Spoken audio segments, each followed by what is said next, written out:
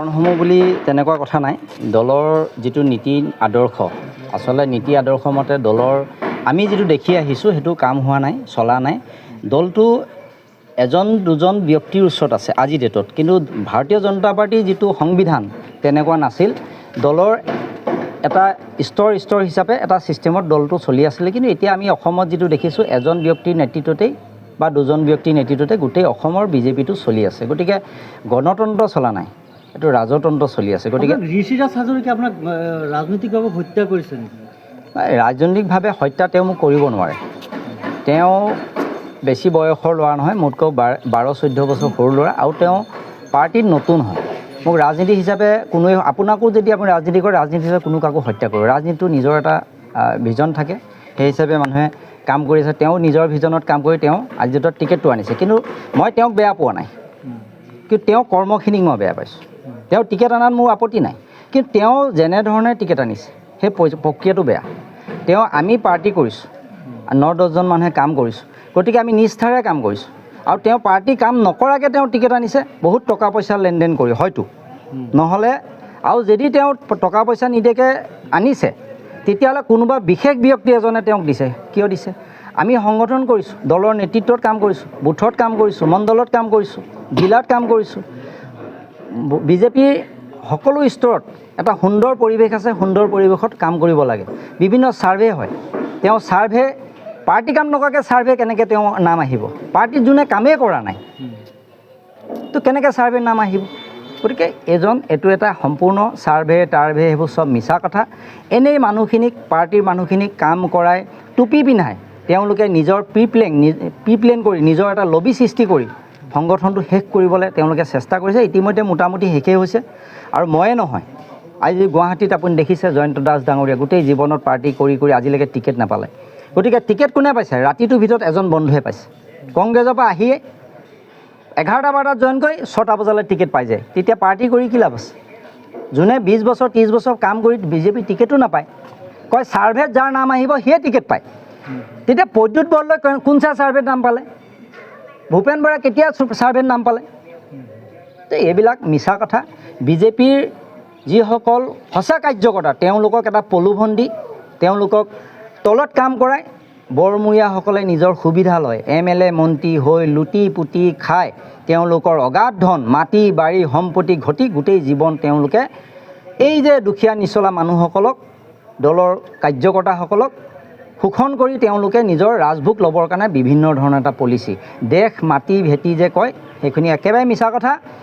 মাটি ভেটি সুৰক্ষাৰ কোনো কাম কৰা নাই। মাটি ভেটি সুৰক্ষাৰ কাম কৰিছে, কাৰ কৰিছে? মন্ত্ৰী বিধায়কৰ কৰিছে।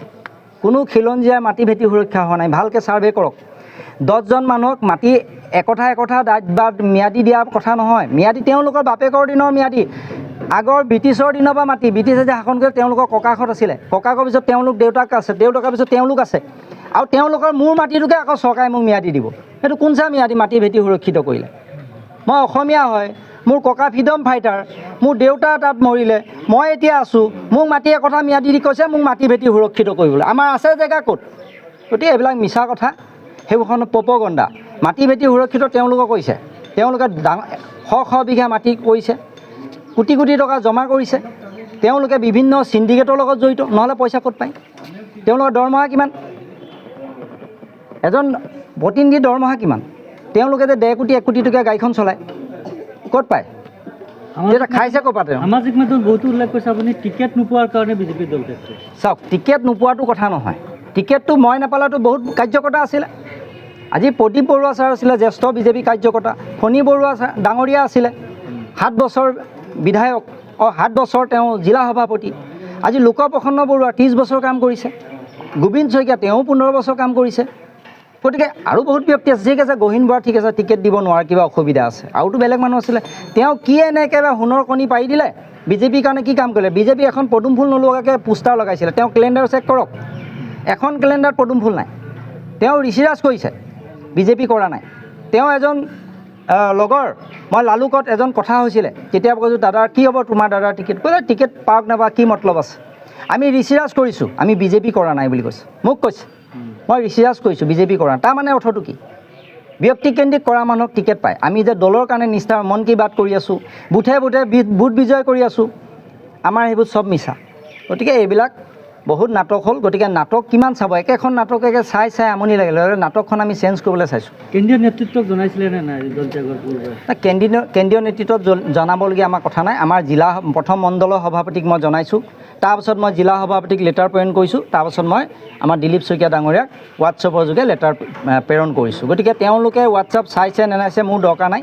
গতিকে মই দিয়া দায়িত্ব দি দিছোঁ আৰু মই ছ'চিয়েল মিডিয়াত জনাই দিছোঁ, মোৰ পাৰ্চনেল ফেচবুকত দিছোঁ। মই দলৰ প্ৰতি মই দলটোক বেয়া পোৱা নাছিলোঁ। দলৰ যিসকল ব্যক্তিয়ে দলৰ নেতৃত্ব লৈ আছে, তেওঁ দলৰ হৈ নিষ্ঠাৰে কাম কৰা নাই, তেওঁলোকে ব্যক্তি হৈ কাম কৰিছে, দলৰ হৈ কাম কৰা নাই। বিধানসভা নিৰ্বাচনত আপোনাৰ ভূমিকা কি হ'ব? আপোনালোকে অহা 9 তাৰিখ ৰিজাল্টে ক'ব গহীন বৰাৰ ভূমিকা কি। মই কি কাম কৰিছোঁ, মই বিজেপিৰ কাৰণে কি কাম কৰিছিলোঁ, এতিয়া মই নিজৰ কাৰণে কি কাম কৰিম বা কোনোবা দলৰ কাৰণে কি কাম কৰিম, আপোনাৰ 9 তাৰিখে ৰিজাল্ট হ'ব, নহয় জানো? 4 তাৰিখে ৰিজাল্ট হ'ব।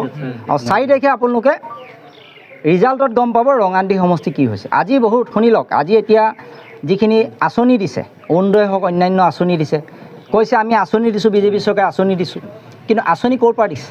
কাৰোবাৰ ঘৰৰ পইচা দিছে নি? কাৰ পইচা যে আমাৰ পইচা দিছে?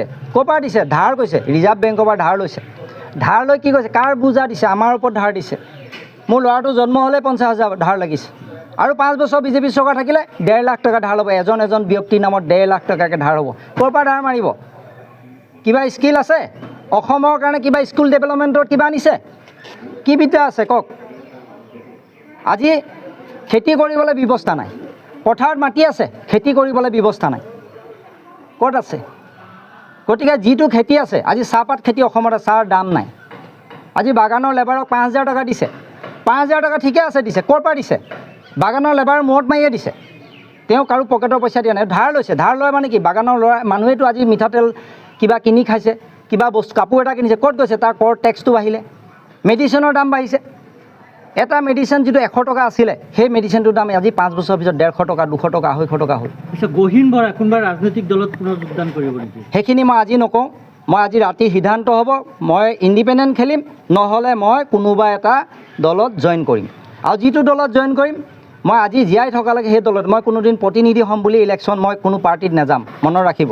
ৰাজনীতি মই কৰিম, কিন্তু মই বিধায়ক হ'ম, কাউন্সিলাৰ, প্ৰেচিডেণ্ট, ZPC হ'ম, তেনেকুৱা কোনো মোৰ সপোন নাই। মোৰ কথা হ'ল মই নিষ্ঠাবান এজন কাৰ্যকৰ্তা হৈ বিজেপিত আছিলোঁ, আৰু মই যিটো পাৰ্টিত যদি যাম, তেতিয়াহ'লে সেই পাৰ্টিটো মই জীয়াই থকালৈকে এজন নিষ্ঠাবান কাৰ্যকৰ্তা হিচাপে কাম কৰিম। সেই এনেকুৱা এটা পাৰ্টিত কাম কৰিম যিটো পাৰ্টিয়ে দুখীয়া জাতি মাটি ভেটি লগতে সকলো জনগোষ্ঠীক, আজি মুছলিম, হিন্দু, খ্ৰীষ্টান কথা নাই, আমাৰ ভাৰতবৰ্ষৰ যিমান জনগোষ্ঠী আছে সকলোৰে হৈ সমানে চিন্তা কৰা এটা মই দলত যোগদান কৰিম যদি কৰিবলগীয়া হয়।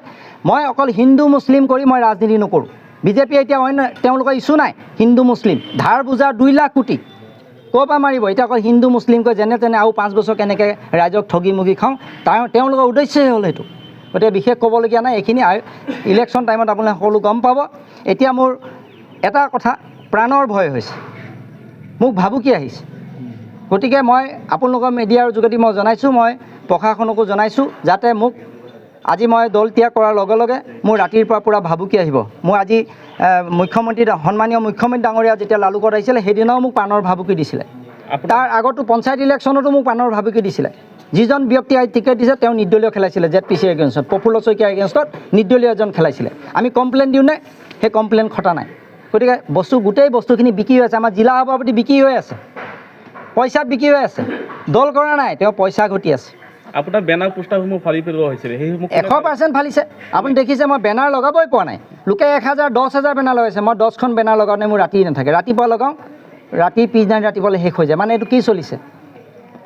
বিজেপিৰ নিষ্ঠাবান কাৰ্যকৰ্তাসকলক, জ্যেষ্ঠ বিজেপি কাৰ্যকৰ্তাক আজি বিজেপিয়ে হত্যা কৰিছে, বিজেপিয়ে শেষ কৰিছে। আৰু শেষ কৰাৰ কথাটো হ'ল, মই সৰ্বানন্দ সোণোৱালৰ মানুহ বুলি মোক টিকেট নাই দিয়া। গতিকে মই সৰ্বানন্দ সোণোৱালৰ মানুহ নহয়, মই হিমন্ত বিশ্ব শৰ্মাৰ মানুহ নাছিলোঁ, মই বিজেপিৰ এজন নিষ্ঠাবান কাৰ্যকৰ্তা আছিলোঁ। গতিকে ইয়াত যে আছে এজন দেখিছে, দেৱকান্ত গগৈ ডাঙৰীয়া, তেওঁ 40 বছৰ বিজেপি কৰিছে। আমাৰ এই দাদা আছে 40 বছৰ কৰিছে, এজনে আজি 40 বছৰ বিজেপি কাম কৰিছে। আজি তেওঁলোকক হত্যা কৰিছে। তেওঁলোকৰ কোনো মান নাই। বিজেপি মিটিং এখনত গ'লে তেওঁলোকৰ বহিবলৈ চকী এখন নিদিয়ে। যিসকল বিজেপিয়ে আগফালে দপদপাই বহি তেওঁলোকে আদৰ্শ শিকায় আমাক। আমি বিজেপি কৰিলোঁ, আকৌ আমাক পাঠ পঢ়ায়। আমাক পাঠ পঢ়ায় যে বিজেপি কেনেকৈ কৰিব লাগে।